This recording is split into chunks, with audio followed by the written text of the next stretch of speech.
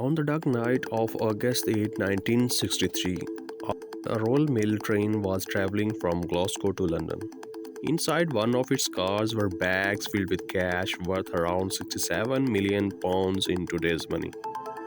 The train was driven by 58 years old Jack Mills. As he sped through the countryside, something stranger happened. At a remote crossing, a red signal light suddenly appeared. This made no sense. Royal Mail train were never supposed to stop there. Still, Mills applied the brakes and brought the train to a halt. And at that moment, one of the most famous robberies in history began.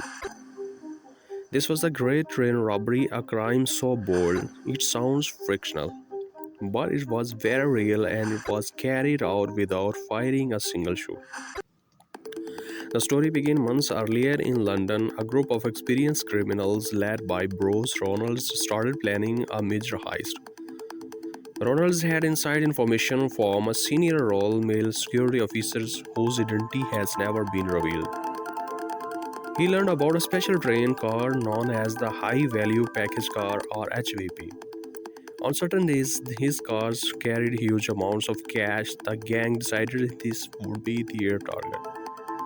But there was a problem. None of them had ever robbed a train before, so they brought another gang, the South Coast Raiders, who had experience with train robberies. Eventually, the team grew to more than 50 men. Their goal was simple: stop the train, steal the money, and escape without using gun.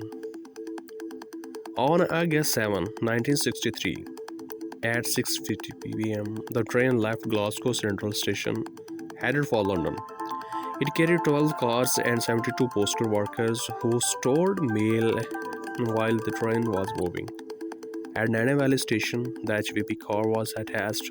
Normally, it carried about 3 lakh pounds, but because the previous week was a bank holiday, this car was loaded with nearly 3 million pounds, 12 times the usual amount.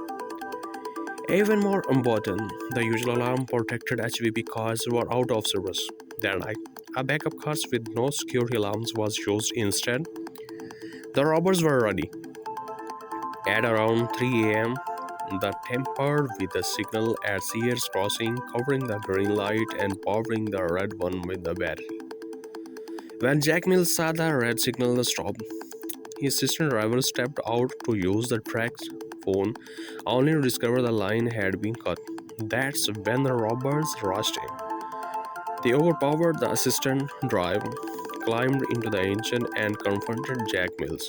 When he resisted, one robber struck him on the head with a metal rod, knocking him unconscious.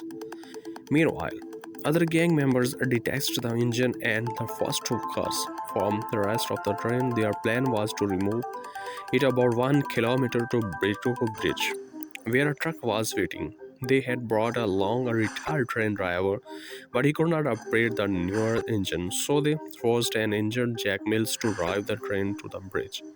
Once there, the gang broke into the HVP car, tied up 5 postal workers, and got to work.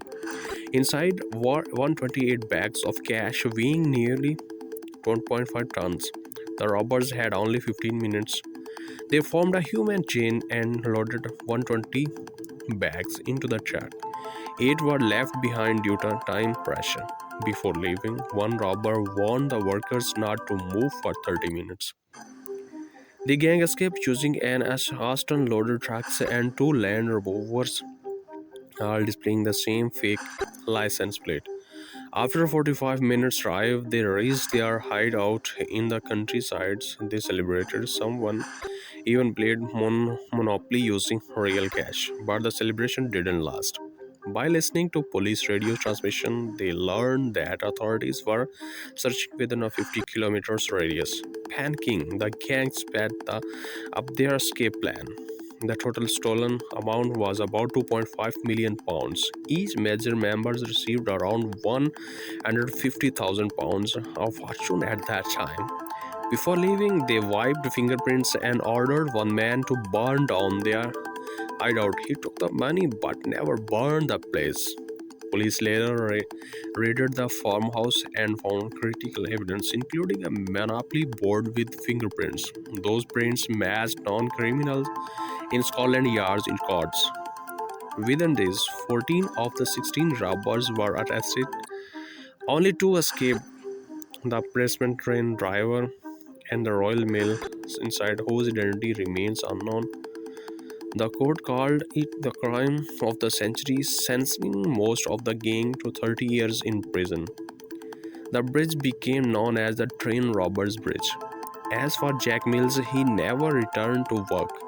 He died 7 years later due to complications from his injuries. And that is the story of the Great Train Robbery, a perfectly planned crime undone by one small mistake.